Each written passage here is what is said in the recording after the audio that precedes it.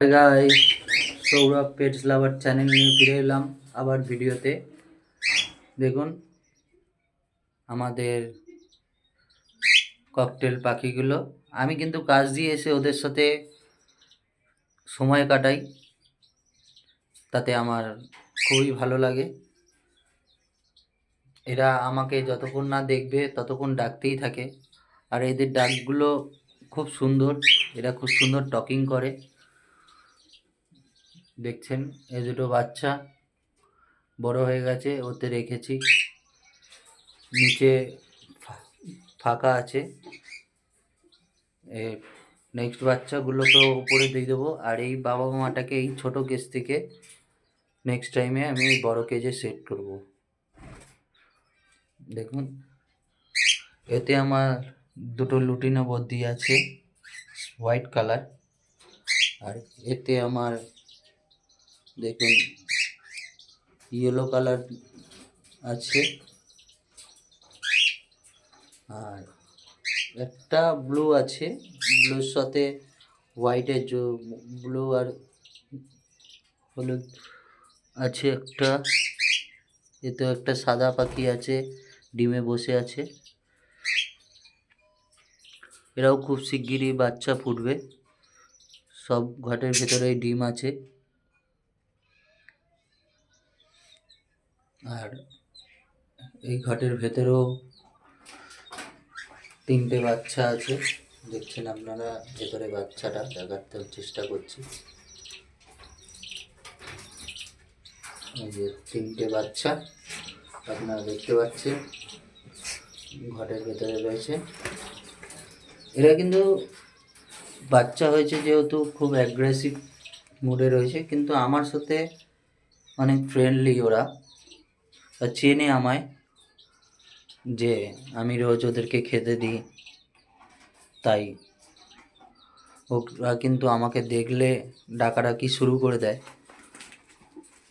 এই শীতকালে যেটা মেন জিনিস, খাবার ওদের ভেজিটেবিলটা একটু দেওয়ার চেষ্টা করবেন, তাতে পাখি হেলদি থাকে। আর ভিটামিন আর মেডিসিনটা তো ইউজ করবেনই। শীতকালে সম্ভবত পাখিদের রোগ হয়, আর পাখিকে একটু বেশি কেয়ার করতে হয়। যেহেতু আমি ঘরের ভেতরে আমার পাখি, সেই জন্য আমার পাখির ঠান্ডা লাগার চান্সটা খুব কম। যারা বাইরে পোষেন তারা অতি অবশ্যই খাঁচায় কিন্তু একটা করে ফিলামেন্ট ডুম দেওয়ার চেষ্টা করবেন এই শীতকালটায়, তাতে পাখির ঠান্ডা লাগার সম্ভাবনাটা কমে যায়। দেখছেন আমার পাখিগুলো কত হেলদি। আর এরা মা বাবা, এরাও খুব হেলদি আছে, আর বাচ্চাও খুব সুন্দর মানুষ করে। আপনারা পাখি নিলে সবসময় বন্ডিং পেয়ারটা দেখে নেবেন, যাতে দুজনের মধ্যে সুন্দর বন্ডিং পেয়ার হয়। আর ফিমেলের থেকে যাতে মেলের বয়স একটু বেশি হয়। মেল ফিমেল, কিন্তু ফিমেল ছোট হলে ডিম বাচ্চার অসুবিধা হয়। মেলটা সবসময় বড় নেবেন, সরি, আর ফিমেলটা ছোট নেবেন, বয়সে একটু যাতে হেরফের হয়। একই ঘরের বাচ্চা হলে যেটা সম্ভব, হয়তো ডিম বাচ্চাটা সেরম সুন্দর হয় না। আপনারা যদি একই ঘরের বাচ্চা হয়, সেটাকে চেষ্টা করবেন অন্য কোনো সেলারের থেকে বাচ্চাটা ভাঙিয়ে নেওয়ার জন্য, তাতে কিন্তু বন্ডিংটা সুন্দর হবে। এই ছোট্ট ছোট্ট টিপসগুলো আমি ভিডিওর মাধ্যমে দিয়ে থাকি। যারা নতুন বার্ডস লাভার, বার্ডস পোষেন এবং পাখি ভালোবাসেন, তাদের জন্য এই টিপসগুলো দিয়ে থাকি আমি। কেন, পাখি যতক্ষণ না আপনারা পুষবেন ততক্ষণ পর্যন্ত কিন্তু পাখির সম্বন্ধে আপনারা জানতে পারবেন না। পাখি পুষলে পাখির সম্বন্ধে অনেক কিছু জানা যায়, অনেক কিছু শেখা যায়।